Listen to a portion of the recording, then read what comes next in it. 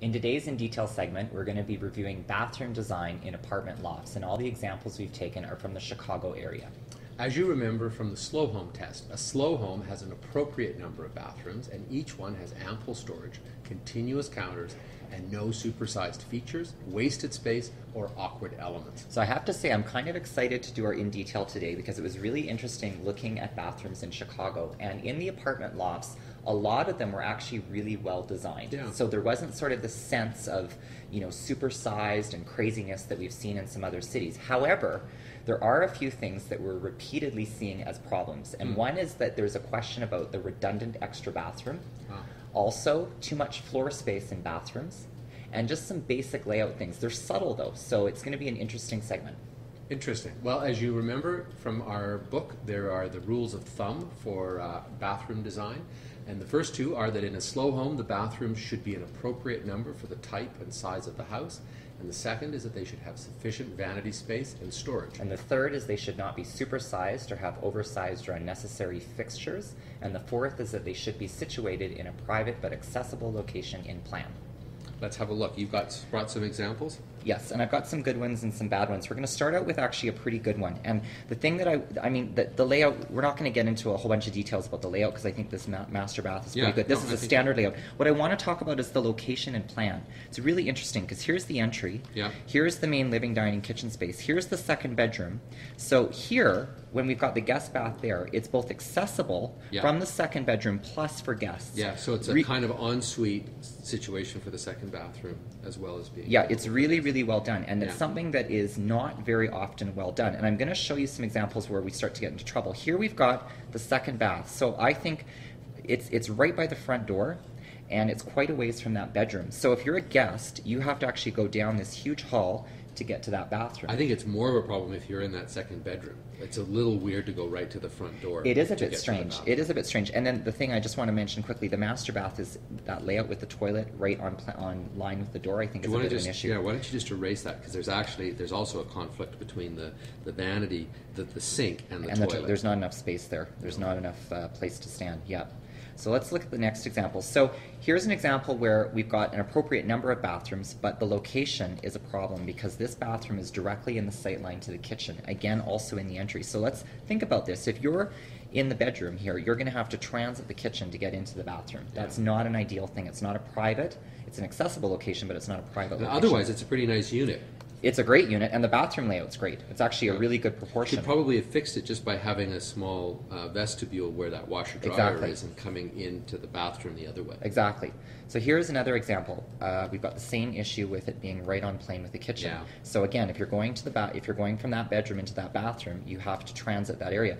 The bathroom for the master bath, the design is great. And this is one of those examples where we've got two sinks with enough counter space and storage to make the two sinks worthwhile. So you could probably just have reversed the bathroom in that washer-dryer and then shifted the door down. That's a brilliant idea, John Brown. That's why you're paid the big bucks, right? You could just zoom right in and see the problem. No, of course. They're simple. They're subtle but simple changes, right? Okay, now, we didn't see a lot... This one's not so simple. No, I know. We didn't actually see a lot of this. This is one of those examples where the geometry of the bathroom is veering from a standard layout, and it's terrible. I mean, we've got the washer-dryer, we've got a vanity jammed in, the toilet jammed in, the shower jammed in, everything's jammed in, then we still have quite a bit of floor space in the middle.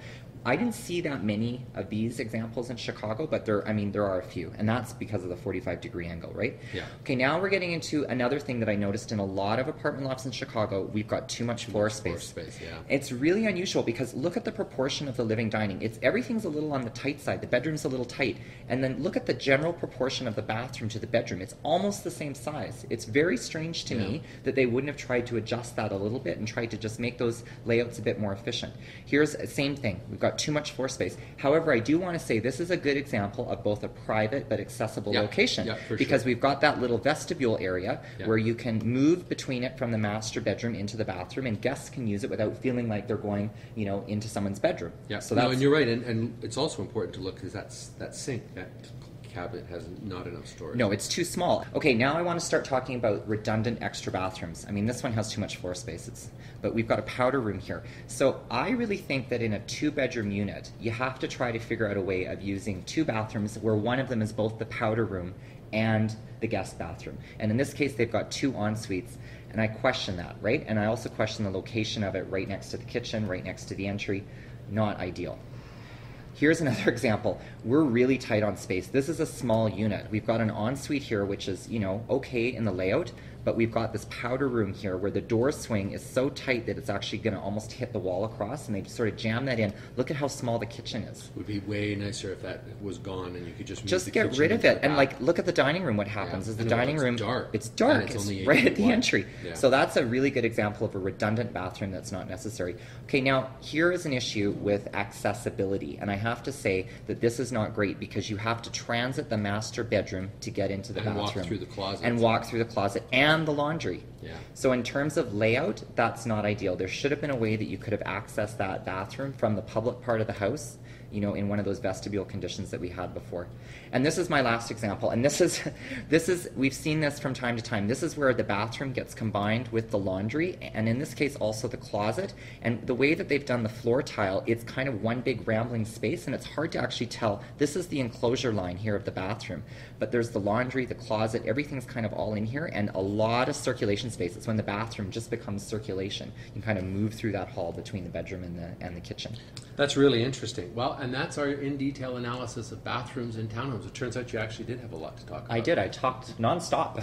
Thanks for watching this Slow Home Design segment. See you tomorrow.